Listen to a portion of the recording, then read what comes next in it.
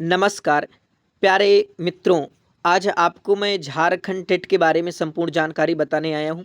जैसे यूपी में UP TET होता है, अभी हाल ही में इसका भी नोटिफिकेशन जारी हुआ है यूपी का, और झारखंड का भी जारी हो चुका है। देखिए, अभी आपने सी टेट की परीक्षा दी है। यदि आप सी टेट में अच्छे आपके नंबर आ रहे हैं तो क्या आपको यूपी टेट या झारखंड का टेट देना चाहिए? तो आपको क्या करना चाहिए, संपूर्ण जानकारी झारखंड टेट के बारे में बताऊंगा। इसका सिलेबस क्या है, कौन लोग इसका फॉर्म भर सकते हैं, क्या दूसरे राज्य के फॉर्म भर सकते हैं, बहुत सारे आपके प्रश्न होंगे। तो मैं आपका एक एक क्रम से प्रश्न बताऊंगा। आपका इस वीडियो को देखने के बाद आपका कोई प्रश्न बचेगा नहीं, इसलिए ध्यान से इस बात को सुनना। देखिए, फॉर्म स्टार्ट आपका हो चुका है, यानी 21 अप्रैल से इसका फॉर्म स्टार्ट होगा। कब से? 21 अप्रैल से। तो नोट कर लीजिए, 21 अप्रैल से आपका ये जो है फॉर्म ऑनलाइन करेंगे, और 21 अप्रैल 2026 से। इसके बाद आपका ये लास्ट इसकी जो तारीख बताई गई है 21 ही मई बताई जा रही है। 21 मई तक आप फॉर्म जो है भरेंगे, यानी पूरा पूरा एक महीना आपके पास समय रहेगा, कोई दिक्कत नहीं है। इसके बाद ये फॉर्म की लास्ट डेट हो गई। इसके देखिए, आवेदन कैसे, तो आपका ऑनलाइन आवेदन होगा, जो भी आपका साइबर कैफे में जाकर वहाँ ऑनलाइन या फ़ोन से कर देंगे, ठीक है।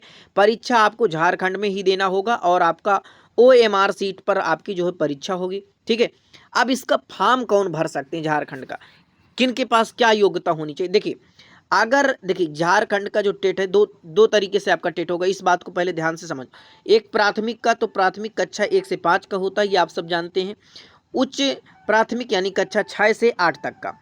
तो ये जो प्राथमिक है, जिन्होंने यानी कि आपका क्या ग्रेजुएशन किया है या डीएलएड किया है, जिसे यूपी में बीटीसी के नाम से भी बोलते हैं, यदि आपके पास ये योग्यता है तो आप इस फॉर्म को भर सकते हैं।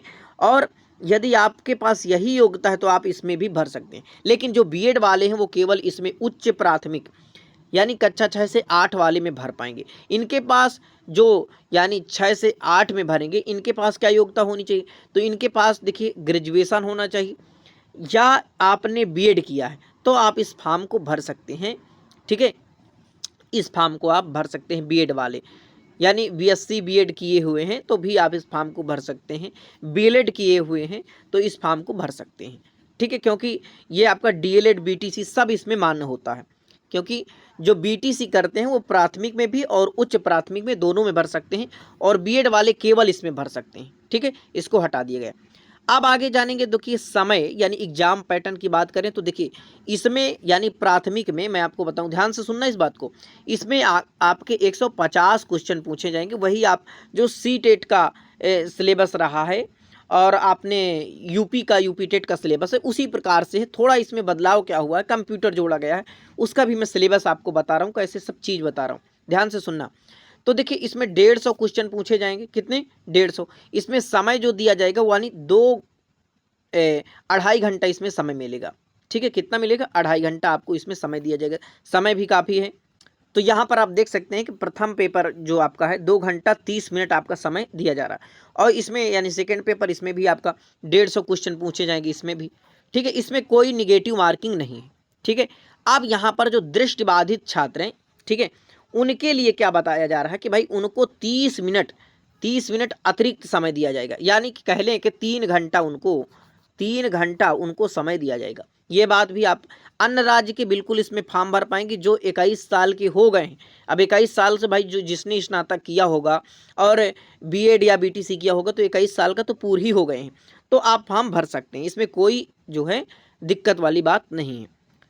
अब आगे चलते हैं। तो देखिए, यहाँ पर अब आपका परीक्षा बहुविकल्पी प्रश्नों की होगी और ऋणात्मक गणना नहीं की जाएगी। यहाँ पर साफ लिखा हुआ है।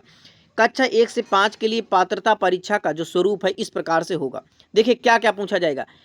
कक्षा 5 वाला, ठीक है, तो आपका वही है कि 30 नंबर का आपका सीडीपी हो जाएगा। सीडीपी यानी बाल विकास एवं शिक्षण पद्धति अनिवार्य है, सबको लेना पड़ेगा। 30 क्वेश्चन पूछे जाएंगे, 30 का पूर्णांक ही रहेगा, यानी कि एक प्रश्न 1 नंबर का।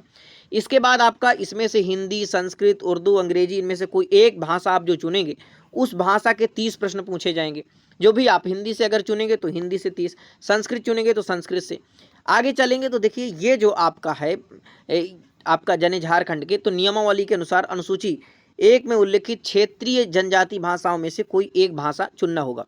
इसमें तो आपको देखिए 30 क्वेश्चन इससे पूछे जाएंगे और 30 ही नंबर के रहेंगे। ऋणात्मक अंकन नहीं तो सबको ही टिक 30 में 30 लगा देगा भाई, 4 5 10 तो आपके सही हो जाएंगे, ऐसे ही सही हो जाते हैं।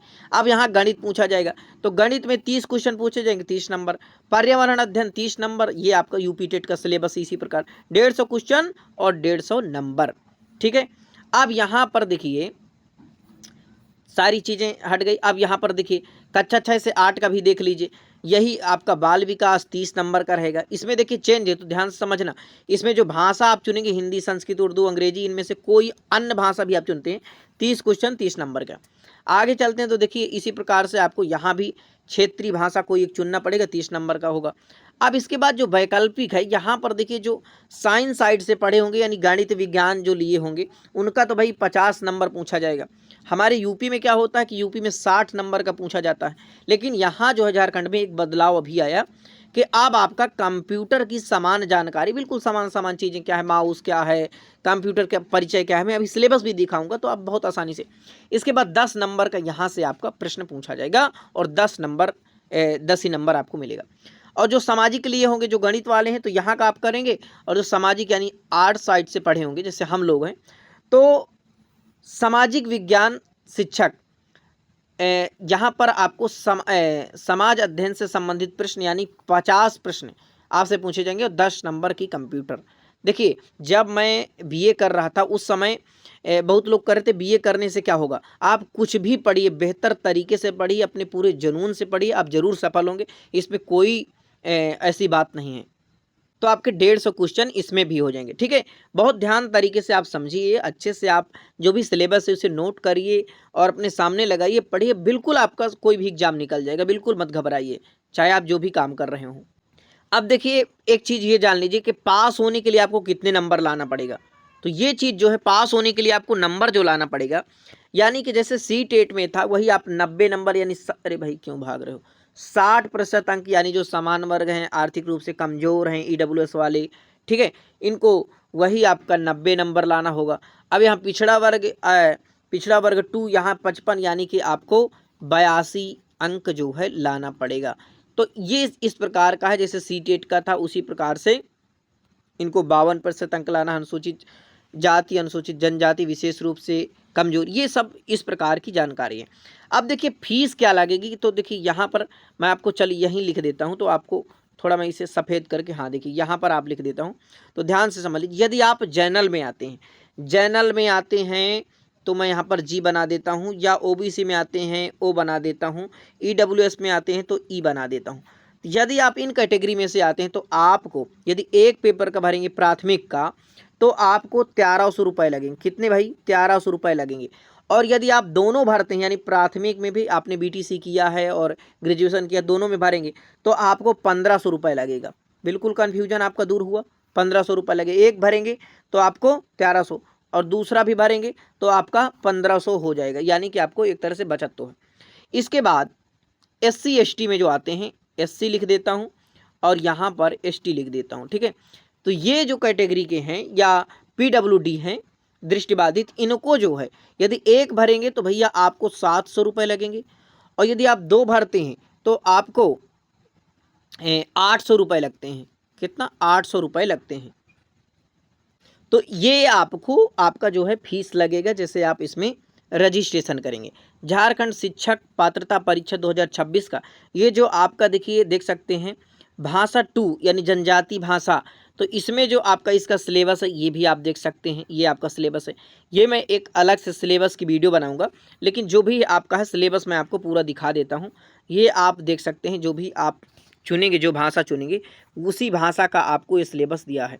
और हिंदी का क्या है, ठीक है, हिंदी का जो आपका है, हिंदी का सिलेबस आप देख सकते हैं कि हिंदी के सिलेबस में आपको क्या क्या दिया जाए। संस्कृत का पूरा एक एक करके ये मेरे टेलीग्राम पर डालूंगा, तो वहाँ से भी आप इसे आसानी से डाउनलोड कर सकते हैं और देख सकते हैं कि क्या आपका सिलेबस है। कंप्यूटर का भी दिखा देता हूँ, देख सकते हैं, कुछ आपको अलग से तैयार करने की ज़रूरत नहीं है, ये आपका सब बिल्कुल तैयार है। देखिए अपठित गद्यांश है, व्याकरण है, प्रत्यय है, कृदंत है, स्थिर प्रत्यय है, शब्द भंडार, पर्यायवाची, विलोम, विशेषण, विशेष, समयवाचक शब्द, संख्यावाची शब्द, ये सब आपका संस्कृत का शब्द है।